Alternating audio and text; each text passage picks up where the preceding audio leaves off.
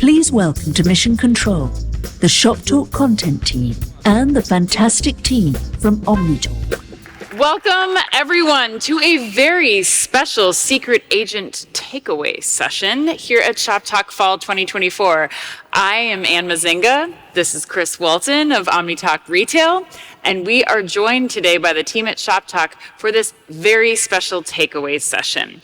Now, I will warn you, this session is being recorded so that we can have a permanent record of all of the takeaways here at Shoptalk 2024, so that those at home who couldn't join us can be properly briefed. Before we get started, I'd like to just take a quick moment to introduce these special agents from Shoptalk sitting next to us today. First, we have Ben Miller. Ben is Shoptalk's Vice President of Original Content. Next, we have Joe Laszlo, the Head of Content for the US at Shoptalk. And finally, the lovely Alexa Tejan, Content Director at Shoptalk. Woo! All right, now let's explain today's mission. Typically, we plan this session out in advance. We've spent lots of time doing that. We're going to go anti-intelligence with this one. We're going to leave it up to chance. So we will be spinning a wheel ahead of time that will determine the topics that we cover during this takeaway session. Also, each of the agents up here, you'll notice, will have a buzzer, and they can buzz to answer some of those questions first. They can also buzz to cut someone off if they've started talking too long. So, with that, let's bring up that wheel and give it a spin. Where is it gonna stop? Ooh, I'll do that. All right. Oh, geez, I wasn't even ready, Joe. Oh, You already got it? Joe's jumping the buzzer. Wow. Joe, I take it you'd like to tell us what you think the word on the street is. Word on the street. What have we been talking about for the last 3 days? Fate has handed us a good one to kick things off. I mean, I feel like how to do this. I am going to really badly paraphrase Busta Rhymes, who last night during his set said, "It's not a show, it's an experience," or something like that. Okay, I'm glad you went with that quote instead of some of the others. There were many quotes to choose from. We try to keep the explicit rating off of our podcast. But you know, as we thought about planning this particular Shop Talk, the first ever Shop Talk Fall in a new time of year in a new city for us, we wanted to make it more than just a conference, more than just a show. We wanted to make it an experience for our audience. And I think that's one thing that definitely I've heard a lot from attendees and speakers and folks around the last few days. So I think, you know, an experiential approach to retail tech and innovation conferences, a gamified approach to retail tech and innovation conferences is word on the street for me. Okay, all right. I think for me, I think we're really appreciative of all of the companies who've joined us, all of the retailers and brands. I think a number of conversations that I've had. It's been a really energetic week. It's been a really exciting week. But as soon as we're done, we're into holidays. And trading continues to be tough. The bifurcation of retail is real. You know, we've got some companies winning, everybody else working really hard to stay flat. So lots of conversations about how to do little things to find a little bit of growth, how to move some volume, and we'll come on to talk about that. But, you know, a lot of people now thinking squarely, it's all about holiday trading. That's when the money is made this year. And I think on behalf of the Shoptalk team, we wish everybody the best as heading into that period. Agree. And yet at the same time, I'd say we also kind of heard a lot of being able to think slightly long-term. I mean, realize it is definitely a short-term moment. You have to think about now through December for sure. But we heard several people across our stages also talking about the kind of luxury that I don't think many people in the industry have had the last few years of thinking 2 years, 3 years into the future, as well as just what's the next 90 days going to hold. All right. Yeah. I think the thing I would add, I mean, it was similar to last week in grocery shop. I think the retail industry in general, even outside of grocery, is being just very pragmatic about how they're approaching the state of the world. And the other thing I'd say too that was much more palpable for me at this show than I think I've seen at other conferences in the past is the focus on the employee seemed more palpable. Like people were generally talking about the store associate, and I was actually surprised to see how much they're talking about AI's application in terms of the store associate's life and making that better. So those were my two big takeaways. Yeah, I felt that too during the session that I did with Google, Dacity, Corso, and Leap, where it was interesting. All of these were omni-channel tech solutions, but they were all explicitly starting with a problem that looks at the P&L and operations and how you can apply AI and other things to really help improve the efficiency of the business instead of those kind of flashier customer-facing technologies that might improve the customer's journey through the store. It's really focused on back of house. Target and McDonald's both talked specifically about launching a chatbot for associates to help them solve problems that come up. And it definitely feels like that's a place where companies are seeing real value to generative AI early on. Not to get ahead to the generative AI topic, should it come up on the wheel. Speaking of the wheel. All right, should we go back to the wheel? All right, let's go back to the wheel. The wheel. And spin that wheel.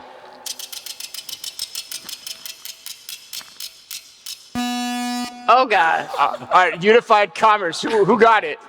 That was me, I think. Alexa? All right. So unified commerce was really the theme of Shoptalk Fall overall. And I was sitting in the intelligence room the past couple of days where that was the theme of kind of like all the track sessions in that room in particular. And so there were a lot of different topics that we had, but I would say to summarize it, technology really felt like the through line. I think we heard that on the main stage, right? In terms of like apps, McDonald's talked about kind of how they're globalizing their apps to, so consumers can use them wherever they are in the world. Fabletics gave a really great track keynote on in-store technology and kind of how they're using iPads in dressing rooms to gather all kinds of information that they can then feed back to their teams. And then, of course, we heard from Glossier on the main stage too about the sales channel mix, using all that customer data that they've gathered over the past 10 years to then move into physical retail, open their own stores. And then I'd also say the other major subset within unified commerce would be cross-functional work. So there was a lot of talk, like Lowe's, I think, spoke on the main stage about how marketing should be tied to other business functions and kind of, working super closely with other departments in the organization. And then Fabletics, too, talking about how you should be kind of, using the data that you're gathering to feed that back to the product teams, to the merchandising team. So there was this kind of definitely a lot of talk about cross-functional collaboration. Oh, that wasn't me. I didn't do it. Yeah. All right. Anybody else? Ben? Yeah, no.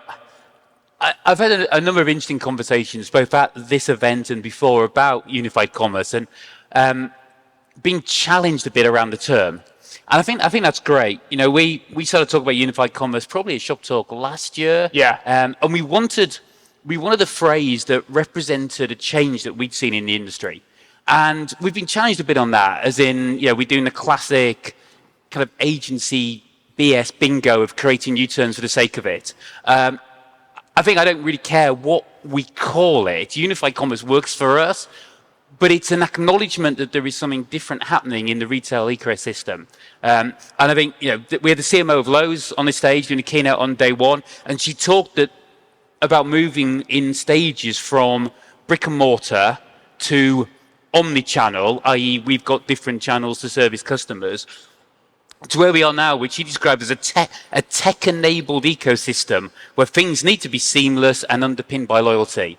And I think we've had conversation after conversation after conversation about how you provide that frictionless, seamless experience for customers and how you use technology to enable it. So I think for us, unified commerce is real, it's customer-centric, and it's different.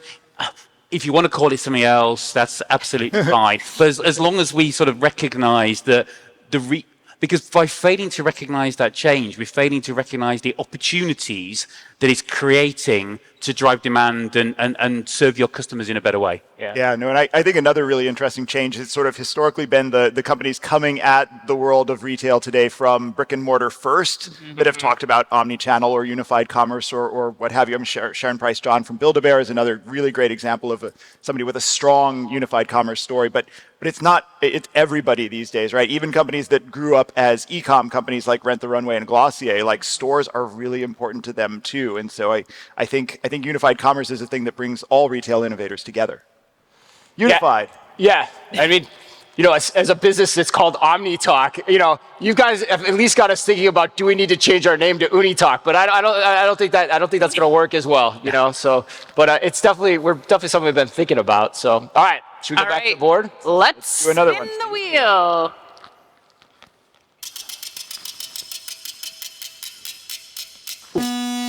Oh gosh, optimal product assortment, and someone I got it. really on that. I got it right. Chris. Yeah. All right, we'll go to you on that one. As a former merchant, I love this one. My takeaway from the show on product assortments, and it was cool to see the merchandising focus at this show too. I commend the team for that, because that was, I thought, a new and an important point of emphasis. For me, what was really interesting was the emphasis that the showgoers had on third-party digital marketplaces. I thought it was interesting, and it was a little bit surprising, quite honestly. But I also found it a little bit heartwarming in a lot of ways, because the big guys, particularly Macy's, Walmart, were actively talking about how they use marketplaces with an understanding of how digital commerce works. And so by that, I mean they're using digital to let the consumers make the choices of what they want to buy. Like, they're extending the assortment via marketplaces, and then they're taking that information and they're putting it back into their own brand development. They're putting it back into what national brands they want to carry. They're putting it back into what they want to carry in the stores, what they want to carry online. And when you think about the national brand or the own brand implications of that, it's pretty important too, because that's where the margin is. So you're getting that advanced knowledge from being smart about how you do digital marketplaces. So I commend those two for that particularly. Yeah, I mean, I thought when we interviewed Denise and Candela from Walmart, and one of the most surprising statistics that she said in our conversation with her was that, the private brands, the fashion business is what is bringing in the most margin for the entire Walmart box right now. And I think that really speaks volumes about what that product assortment should look like, both in the context of what you're creating, from what you know about your consumers, and how you bring that under the larger national brands that Walmart carries. I mean, one of the conversations I really enjoyed, which around kind of merchandising, overlaps with something we've been talking about at some of our other shows, which is all around next generation demand creation. So what are the different tools and tactics they can use to try and generate a bit more demand at the moment?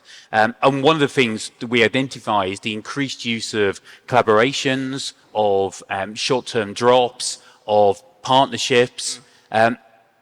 It's an area particularly within apparel and beauty, and we've heard quite a lot of presentations from apparel and beauty the last few days, so far ahead of where the CPG guys were last week when we were in Vegas for Grocery Shop. So that's been super interesting, and some of the lessons, Melissa from New Balance talked a lot about the need to show up kind of authentically. And if you don't have any authenticity in your collaborations, customers see straight through it. There's conversations about making sure that your product, think about your product in a collab as one that you would want in your core range for 10 years. Don't just create something and stick two logos on for the sake of it. And I thought it was really nice to be authentic to both. And there was a great quote, which was, in a TikTok world, unexpected combinations and collaborations unlock discovery. And, and we're all trying to fight for attention and fight for discovery and to stop the scroll. So these collaborations enable the unexpected to be found in a way that hopefully you can kind of manage inventory and the sell-through accordingly. So I thought it was super interesting bringing the two together. Yeah. All right. All right. Shall we? Shall we? Keep moving on. All right. I really feel like I need a smaller microphone on a stick for this. I'm not going to lie. But we'll go for it again. Have some more martini, and you'll be fine. Yeah. All right, developing teams. Okay, whoa. Jeez, Joe. Whoa. My God. Joe, you're very aggressive with the buzzer, but it's okay. Got to talk to Q, Joe. All right, Joe. So, developing teams. What do you think? You want it? I think there were a bunch of really interesting conversations the last few days. One of which was I was in a track session about building a culture of experimentation. We had Kohl's and Signet, two ginormous companies in very, very different spaces. Their chief digital and information officers both kind of talking about how they, in their own separate ways, one around stores and one around e-com, have kind of created a culture that thinks more like a software development company than like a ginormous retailer. And I think that's so hard to do, but so interesting. In terms of just sort of agile product development, in terms of getting the whole company from the top down to be okay with launching a new product in the sense of like a software product that maybe isn't perfect out of the gate, but kind of that minimum viable product idea that, not where it's mission critical or where like customers are going to have a terrible experience, but like don't just build the giant thing all at once and launch it all at once. Build a step at a time. You can kind of find ways to kind of create something small, iterate, learn from it, and expand. And that idea kind of extends from the digital part of the organization to other parts of the organization. And that's really exciting to me when you can get people thinking in that more agile way, as opposed to the kind of older, more siloed, more regimented way that the companies have thought since the dawn of time. I think Jennifer Hyman on the first day, she talked about kind of what you were saying just now about kind of like, obviously she's been with her own company for 15 years. She said she started this year with the mindset of a new CEO and kind of having to look back at things that maybe she previously rejected and then make sure that her team is moving at the pace that they were when they first launched. So this kind of, theme of agility, even if you're, it's not necessarily a super old company, it's very young, but just kind of like, refreshing your mindset around growth and moving quickly. Yeah. Ben? We had one session that I was in, really interesting conversations around how best to bring innovation out. Obviously, it's kind of a reoccurring theme. What's the best way to nurture innovation? Do you have it part of everybody's role, or do you have a little kind of side bit? And what's the best thing to do? I know you guys have got a lot of first-hand experience on that from the retail side. There was a really, really interesting example on this from Andrei Zhdanov from GE. So obviously GE, huge electrical appliance company, all about process, all about scale. And they have a very small, very agile innovation lab full of engineers called First Build. But two things were really interesting in his presentation. One was he talked about, we are completely inefficient. We're not optimized. We don't follow any process. Actually, it's about following people's passions. So you get a small number of people who try and identify passion projects. I had a brilliant slide of one of his engineers looking really proud, kind of stood next to the fridge he'd just set fire to. And you could tell people were just trying ideas. But the thing that was the most interesting was that they have discovered success in constantly socializing the ideas. Mm-hmm. So from initial concept, they will put content out on social media, they will test things, they will look for feedback. They're trying to find communities of people who are passionate about things. So they developed an indoor barbecuer by tapping into the barbecuing community, really getting to understanding them and finding that unmet need. So that combination of kind of engineers on a college campus trying things with connecting into social listening on a authentic way rather than structured way, I thought was really interesting. And it gave examples of 3 products that have gone into the core G range just in the last year. Yeah, that's really cool. Do we have time for one more, or do we need to spin the wheel again? Yeah, well, I was actually going to say one thing too. Like, I want to go back to what Ann said about focusing on the P&L for the applications of AI, because I think it was Jose Luis Gomez from Google, right, who said that. Because when I think about team development, I think for me, in my background, I think of the store associate first and foremost. And when you put that P&L lens on the store associate, that's your number one expense line as a retailer. And so it makes sense now that we're seeing more active conversations around that in terms of how we're going to develop our teams, how we're going to automate the hate, to use that phrase that we've heard a lot of late too. So that was my takeaway from the session. That's good. Oh, the last thing I was going to add was we did a session on leadership, leading diverse teams, right? Teams that are different across generations, genders, cultures, remote, in the office, all of those kinds of things. And it kind of turns out that the leadership toolkit, I feel like the consensus I took away was that the leadership toolkit is there is no leadership toolkit. There are no like magic things that leaders do anymore, except listen, be humble, don't assume that you know everything, and try and learn and iterate. And it kind of feels like whether you're developing software or leading a team, like those rules apply. Yeah, I mean, I think Lori Jaffe of American Freight, we also interviewed her. She was a great example. She was the chief digital officer not too long ago, and now she's the chief marketing officer. Target's had a lot of changes in their C-suite as well, and I think it just is a testament to what you said, Joe. Like it's more about their background and especially being well versed in digital, and then being able to go into any other role within the company in order to have some success with the future of leading those companies. It's funny, right? I think of our main stage keynotes, the person who's been in her job longest was Jen Hyman from Rent the Runway. And I think of Rent the Runway as such a startup, but she's been there 15 years. And like Sharon Price John has been CEO of Build-A-Bear for only 13. So Right. Yeah. All right, let's spin the wheel.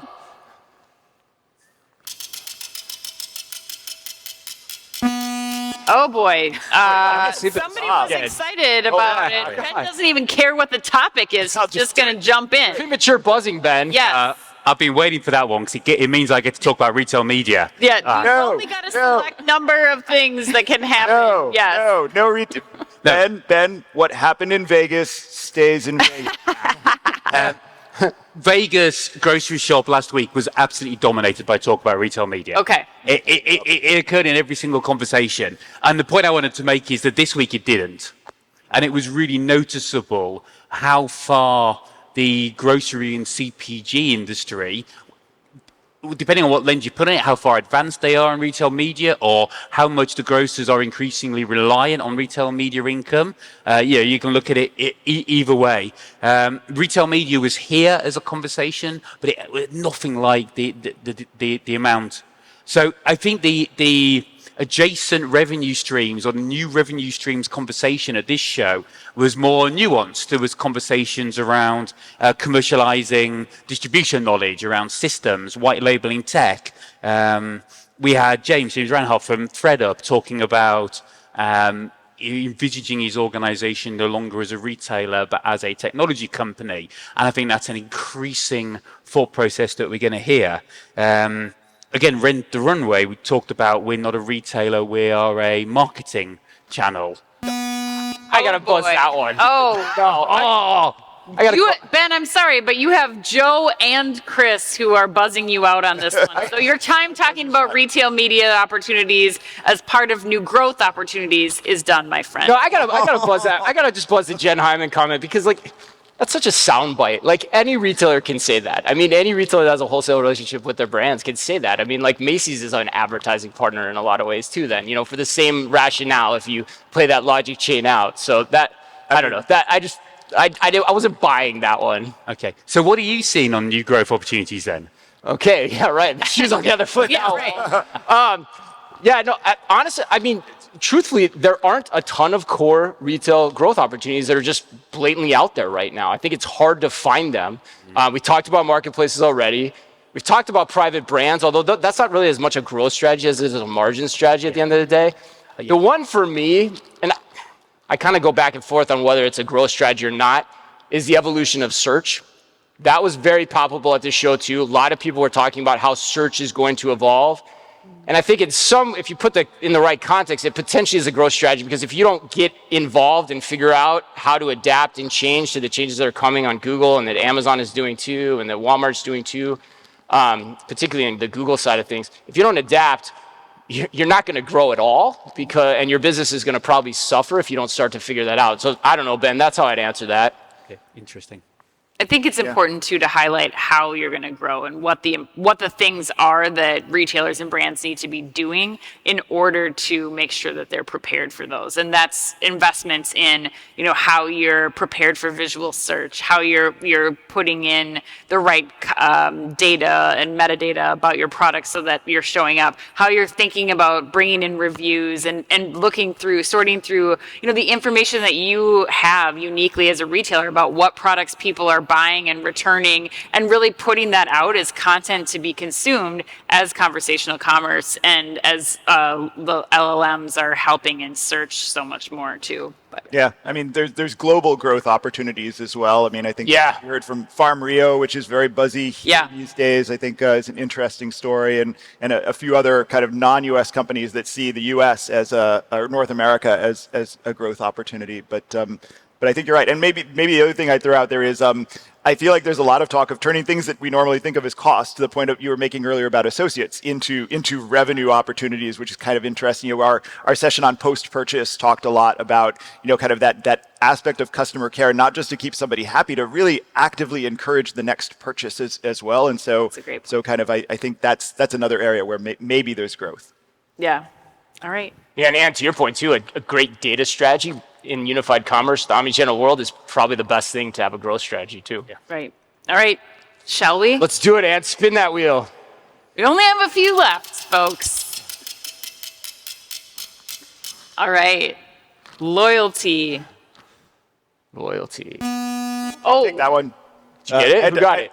So I got in, but I could see Joe. No, I could see Joe buzzing. You can do it. You sure? I legit lost. I bow to the Buzz King. Okay, I'm going to make a start. I'm probably going to go bold. I think loyalty was the theme of the show.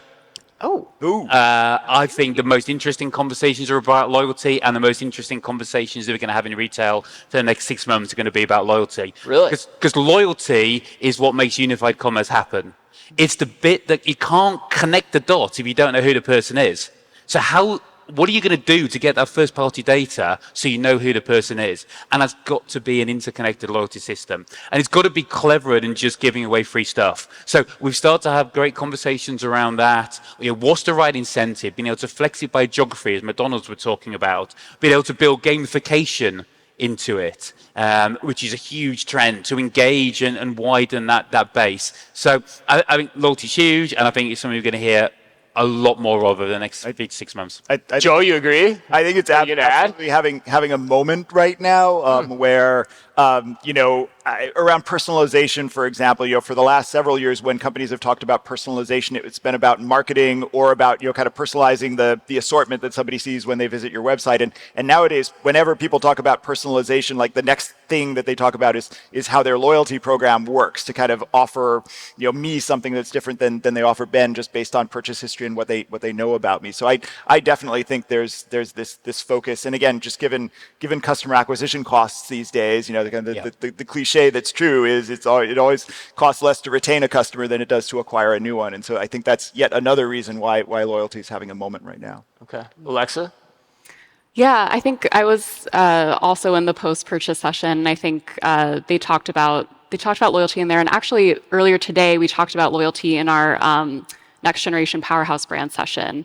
And just kind of both of those companies, it was Everbody and Studs, and both of them are very services based. And so loyalty is very important to them in terms of like hospitality and their customer service team.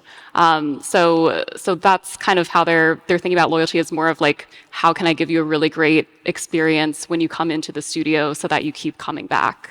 Yeah, Alexa, I think you bring up a really important point about loyalty that hasn't really been true until now, and that's why it was such a key theme, is that I think there's finally like an equal exchange happening on the behalf of the retailer or brand and the customer. Like, you're actually starting to get better and more personalized content. The perks are getting better because they get to know you. That information exchange is finally of more of an equal value, and I think that's where, especially with the addition of what Chris was talking about with, enhancing search and using Gen AI to really mine that mountain of data that you have as a retailer or brand, so that personalization at scale is possible. Yeah. I wonder if there's a watch out though, because 3 or 4 years ago, loyalty had a brief moment when the NFT thing was happening, and there was going to be all of this like blockchain based loyalty programs where I could take my Delta loyalty points and apply them to Toys R Us or whatever, and that didn't happen. I'm not sure that anybody really, except for a few technologists, thought it was a great idea. But the flip side of that is we live in this world where all of these loyalty programs are getting more gamified and fun and complicated, but it's going to start to feel like work to like me, who belongs to 6 loyalty programs, to keep them all straight and understand like what I've got where and marshal all of those together. So we may actually need like some kind of unified loyalty platform to help us figure out what we got where and how our relationships are shaping up. I think. Sorry. Also, go on, Alexa, please. Should have buzzed that one. Lowe's talked about loyalty on the main stage too, and actually something that she said made me think of like how beauty companies approach loyalty, where they're giving away like free gift with purchase or like free samples. And I forget exactly what the products was that she was saying, but they're kind of revamping their loyalty strategy to be giving more to the customers, which I thought was interesting. I mean, just to wrap up, there was a brilliant presentation from Brendan Witcher from Forrester, who many of you will know, very, very quotable. He had a lovely line, which is, you don't grow through your own best customers, you grow by stealing someone else's best customers. And that's right, so loyalty has to be the defensive play to prevent that in a tight market. All right, I'm spinning the wheel again. Do it.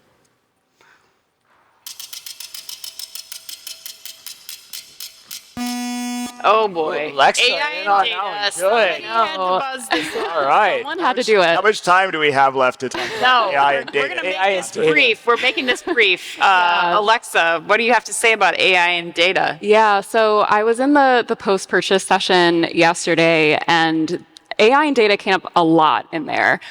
So one of the ways that AI came up was True Classic was talking about how their VP of customer service is like super pro AI, but she was saying the experience when a customer gets that level of needing help is they don't want an automated experience. They want to feel like they're talking to a human. So they are testing out an AI human-like chatbot. I'm not sure how exactly human-like it is, but that's something that they're keeping in mind for customers who are reaching out for help with orders. And then in terms of data, Essence was talking about how they've kind of have so much data that they've kind of had to scale back how much they expose their customer service agents to that, and just make things really easy for them to, navigate different kinds of customers. So they're testing out like a color-coded, tiered customer strategy where it's just easier for customer service agents to decide what next best step to take. I wonder Agents find the signal in the noise feels very on theme for us. Yes. That's great. Super on theme. And then to go back to search, AI came up in, I think it was the product discovery session.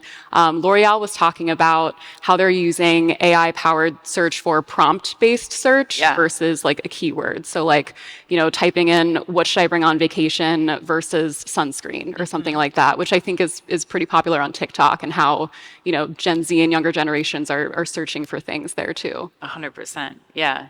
Yeah, there was quite a bit of conversation about that evolution of search. I actually do think that search has had it. We talked about it earlier, having a very interesting kind of time of it as the monopoly that certain companies have had on search for a while, may be challenged by other folks. And as site search changes, plug for Shoptalk Spring next year in March in Las Vegas. We're doing a whole track on search. So if you're interested, learn more there. But I think the flip side of that, and a number of our speakers talked about, is the fact that you have to like train your shopper. We're not really well trained to kind of go to a search box and type in, I'm going to a wedding in Tulum, I need something resorty to wear. We're trained to type in, kind of.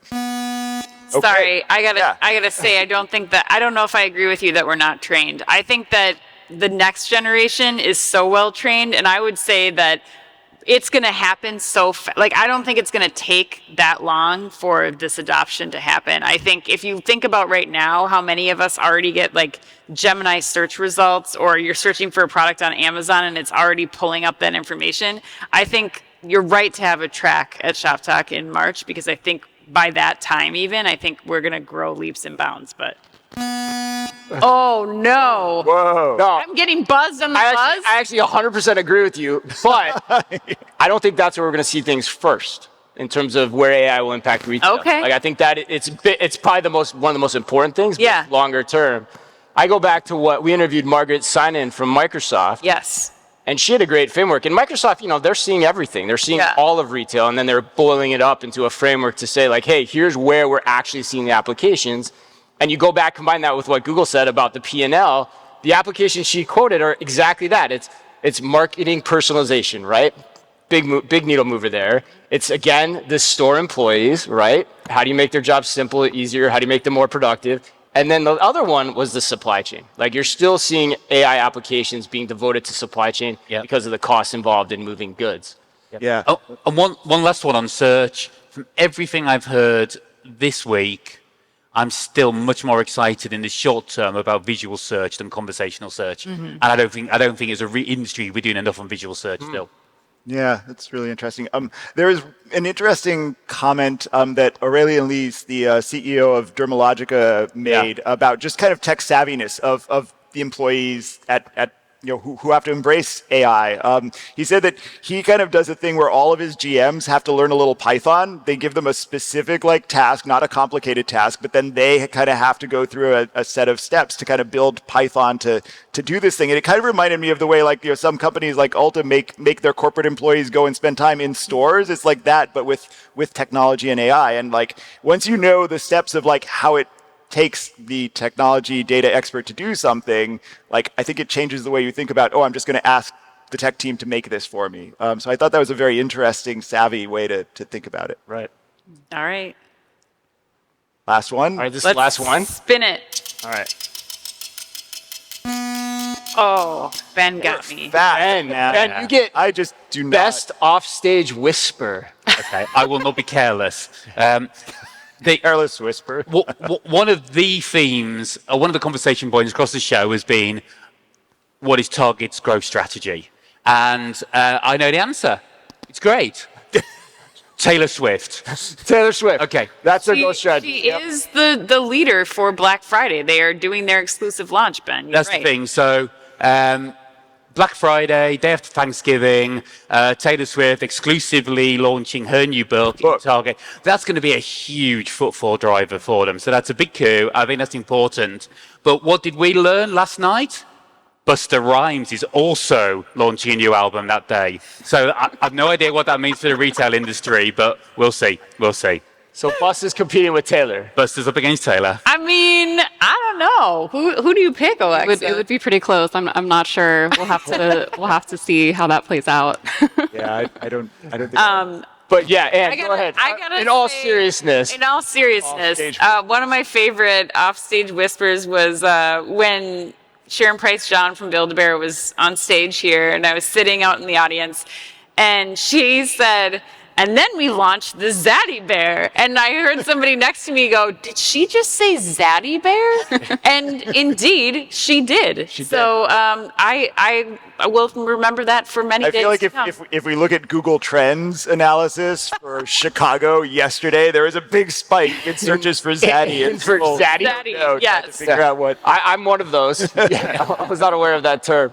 What about you, Joe? What was your biggest, best offstage whisper, or best insight learned from outside the standard content? Yeah, so Sarah Engel from January Digital interviewed James Reinhart, the co-founder and CEO of ThreadUp, on stage here, and kind of as they were sitting in the speaker lounge getting ready to go on stage, he kind of was talking about the challenges that ThreadUp has faced, and he talked kind of spontaneously about how his company has had a number of what he referred to as burn the ships moments. And I'd never really heard that phrase applied in a business context before. It turns out somebody's written a book called Burn the Boats, No Going Back, et cetera, et cetera. But as somebody who was a liberal arts major, I kind of dug that James kind of referred to something from the Iliad as kind of, we are putting our flag in the sand. We're not going back. We're not doing this incrementally. We're going. It's the opposite of MVP. We're going all the way here, and there's no going back. And I think maybe as I'm thinking about programming Shop Talk next March, I want to have a burn the ships session where we get people to talk about what were your moments where